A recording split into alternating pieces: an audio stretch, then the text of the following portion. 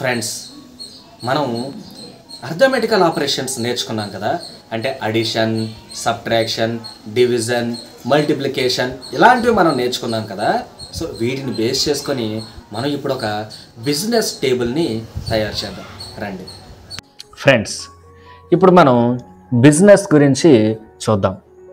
అంటే ఈ బిజినెస్ టేబుల్లో మనం డిఫరెంట్ అర్థమెటికల్ ఆపరేషన్స్ అంటే ఎడిషను, తర్వాత మల్టిప్లికేషను ఇలాంటివి మనం వాడడం జరుగుతుంది. అయితే ఇక్కడ శ్రీనివాస్ బిజినెస్ టేబుల్ అని పెట్టాం. ఓకే, ఈ శ్రీనివాస్ బిజినెస్లో మనం ఏం చూడొచ్చు అంటే అతను ఒక బుక్ స్టోర్లో ఉన్నాడు అనుకుందాం. బుక్ స్టోర్లో pen, pencil, book, eraser, bag, slate, marker, stapler ఇలాంటి ఐటమ్స్ అతను అమ్మాడని అనుకుందాం. పెన్ను 4 అమ్మాడు, పెన్సిల్స్ 5 అమ్మాడు, బుక్కు 8 అమ్మాడు. ఎలా తెలుస్తుంది? ఇదిగోండి నెంబర్ ఆఫ్ ఐటమ్స్ అని చెప్పి. ఎరైజర్ 4 అమ్మాడు, బ్యాగ్ 9, స్లేట్ 3, తర్వాత మార్కర్ 6, తర్వాత స్టాప్లర్ 7. ఇలాగ అతను డిఫరెంట్ ఐటమ్స్ డిఫరెంట్ కౌంట్లో అమ్మడం జరిగింది. అయితే అతను ఒక్కొక్క ఐటమ్ ఎంత కొన్నాడు అంటే పెన్ను 5 రూపాయలు కొన్నాడు. ఇదిగోండి పర్చేజ్డ్ ప్రైస్.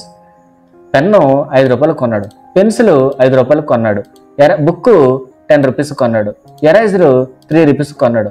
అలాగా ఒక్కొక్క ఐటమ్ కొని అతను అమ్మాడు.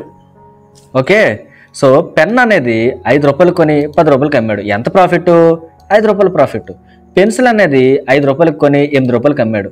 ఎంత ప్రాఫిట్? 3 rupees profit. బుక్ అనేది 10 రూపీస్ కొని 15 రూపీస్కి అమ్మాడు. ఎంత ప్రాఫిట్?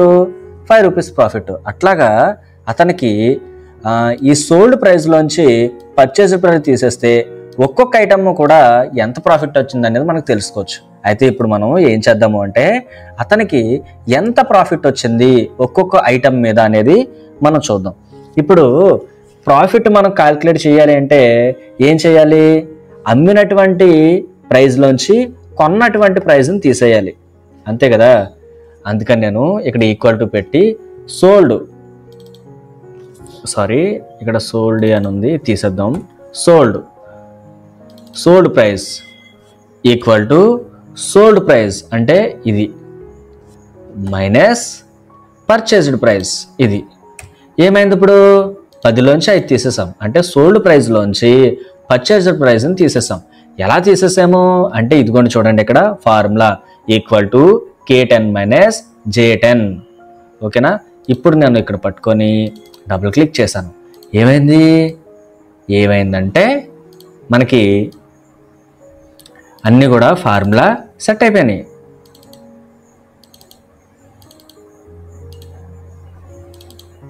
చూసారా, అన్నింటికి ఫార్ములా వచ్చింది. సరే, అతను ఒక పెన్ను 5 రూపాయలకు కొని 10 రూపాయలకు అమ్మితే 5 రూపాయల ప్రాఫిట్ వచ్చింది.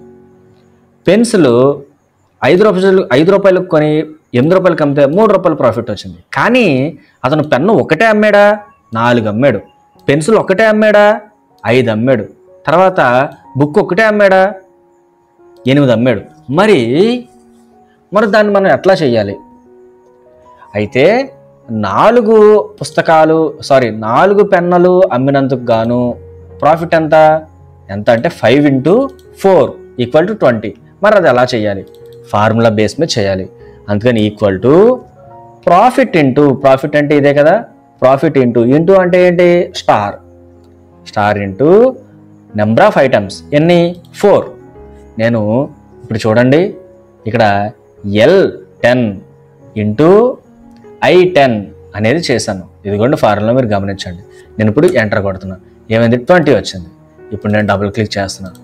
చూసారా? అయితే దీని అర్థం ఏంటంటే అతనికి పెన్ మీద వచ్చినటువంటి ప్రాఫిట్ 20, పెన్సిల్స్ మీద వచ్చినటువంటి ప్రాఫిట్ 15, బుక్ మీద వచ్చినటువంటి ప్రాఫిట్ 40, ఎరైజర్ మీద వచ్చినటువంటి ప్రాఫిట్ 8, బ్యాగ్ మీద వచ్చినటువంటి ప్రాఫిట్ 900. ఎట్లా? అయితే ఇప్పుడు మరొక విషయాన్ని క్యాలిక్యులేట్ చేద్దాం. అదేంటంటే అసలు అతనికి total profit on all items ఎంత వచ్చిందో ఇప్పుడు చూద్దాం. ఇప్పుడు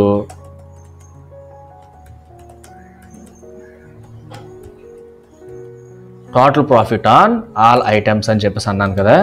ఇప్పుడు దీన్ని హైలైట్ చేద్దాం. హైలైట్ చేసి ఇక్కడ టోటల్ ప్రాఫిట్ మనం తీసుకొద్దాం. ఇదంతటిని నేను సెలెక్ట్ చేసి సబ్మిషన్ దగ్గరికి వచ్చి సమ్ అన్నాను. చూసారా 1078 మనకి అతనికి ప్రాఫిట్ అనేది వచ్చింది. కావాలంటే దీనికి మనం వేరే కలర్ ఏదైనా అప్లై చేద్దాం. సో చూసారా ఫ్రెండ్స్, ఈ విధంగా మనం ఈ బిజినెస్ టేబుల్ అనేది పూర్తి చేయొచ్చు. ఇక్కడ నేను శ్రీనివాస్ బిజినెస్ పెట్టుకున్నాను కదా, మీరు మీ పేరుతోటి బిజినెస్ అనేది ప్రాక్టీస్ చేయండి. మళ్ళీ ఒక వీడియోలో మళ్ళీ మనం కలుద్దాం.